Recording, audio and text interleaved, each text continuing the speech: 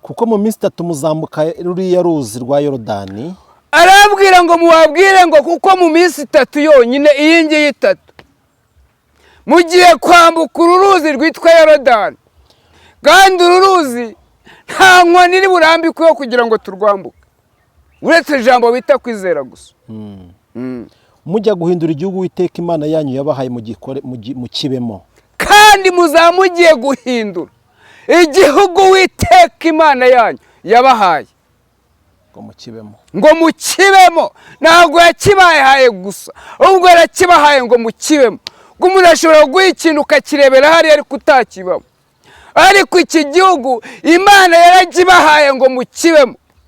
Ese witeguye gufata amahamba aho uri hirya no hino? Ushobora kuba uri umurundi uri mu Rwanda, ushobora kuba umunyamurenge uri mu Rwanda, ushobora kuba uri muri Amerika cyangwa muri Aziya cyangwa no mu Burayi, ariko uri iki? Uri abo bantu mvuze. Witeguye gufata amahamba? Yesu abwira Arubeni na Bagadi n'igice cy'umuryango wa Manase ati, Yosuwa abwira Arubeni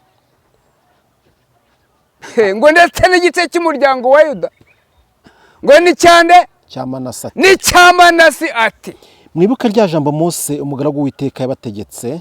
Mwibuke rya jambo umugaragu w'Uwiteka Mose yagize gute yategetse. Ese wowe uribuka rati imaze iminsi abahanuzi bakubwira ati Uwiteka Imana yanyu irabaruhuye ibahaye iki gihugu? Umva uko Uwiteka Imana avuganye n'abantu tuvuze ngo Uwiteka Imana yanyu irabaruhuye ibahaye iki gihugu. Navuze baki? Navuze abarundi, mvuga n'abanyamurenge ngo Uwiteka Imana yanyu irabaruhuye kandi ibahaye iki gihugu.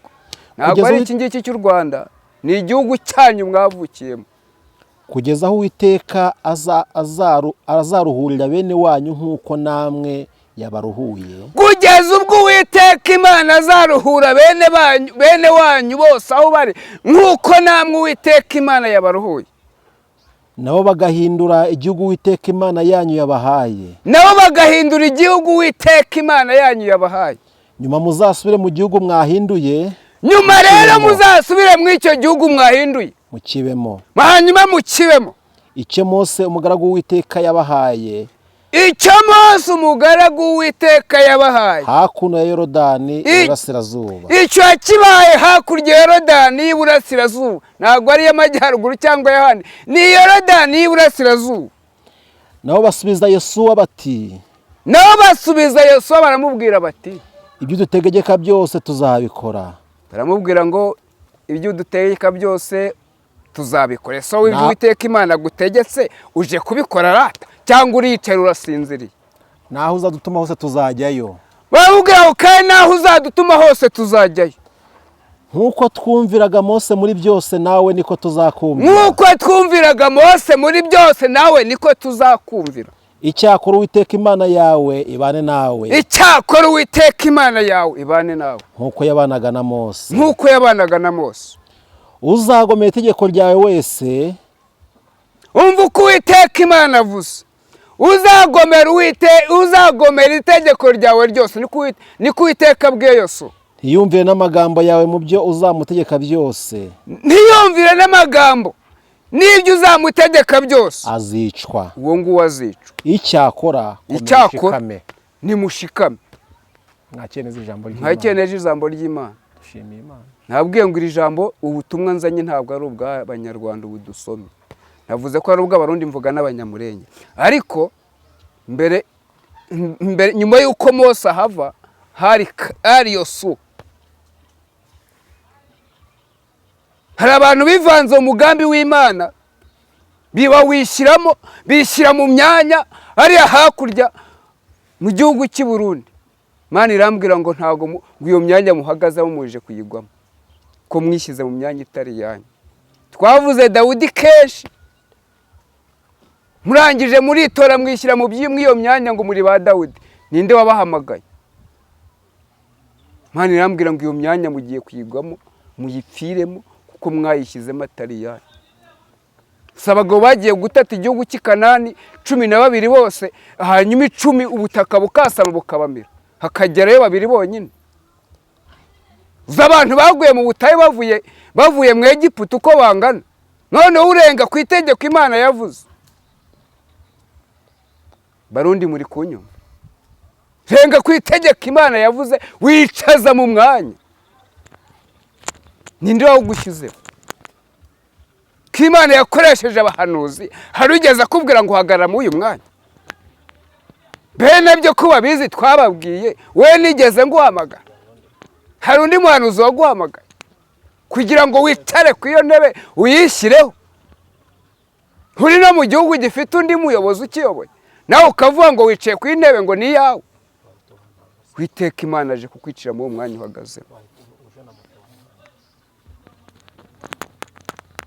Hanyuma Witeka Imana arambwira ngo mbwire abantu, nabavuze ngo nimufate amahamba. Ushobora kuri mu Rwanda, ushobora kuri Buganda, ushobora kuri Tanzania, ushobora kuri muri Kenya, ushobora no kuba ari n'ahandi, ushobora kuri muri Amerika, ushobora kuri mu Burayi, ushobora kuri muri Aziya, ariko witwa umunyamurenge. Nigeze babwira ngo hari ibigiye kuba, murabihinyura, ariko kandi ababibona barabibonye. Muzi ibintu byabaye umunsi igicu imvura igwa ikanga guhita igicu kikabudika. Muzi ibintu byabaye mu kwezi kwa gatatu, murabizi, bizwi n'ababibonye. Wese wabigirwa n'iki? Kuko akazi kawe ari ugupinga ibyo abantu bavuze. Mana ibaha umugisha. Ndumva nimo ngenda ninjira mwaya magambo nanone ngira ngo dusomere iki gice cya kabiri, hanyuma udusomere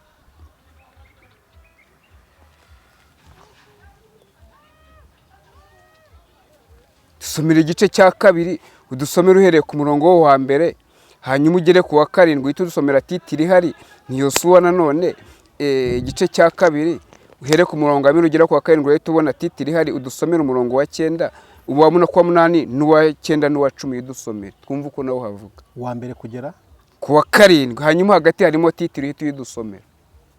Rahabu yakira abatasi abahisha. Hanyuma ngo Rahabu uyu nguyu ngo wari umunyekanani, ndetse ngo uyu nguyu amateka avuga yuko ngo uyu Rahabu yari n'indaya. Ngo ariko ngo yakira abatasi bavuye mu Egiputa bagiye gutata iki gihugu cy'i Kanani. Ngo ariko arabakira arabahisha. Komeza. Bari Shitimu Yosuwa mwene Nuni. Bari Shitimu Yosuwa mwene Nuni yohereza abagabo babiri rwihishwa ngo bajye gutata iki gihugu. Arababwira ati, hanyuma arababwira ati, nimugende mwitegereza igihugu cyane cyane Yeriko. Nimugende mwitegereza iki gihugu cyane cyane Yeriko, ariko cyane cyane mwitegereza Yeriko.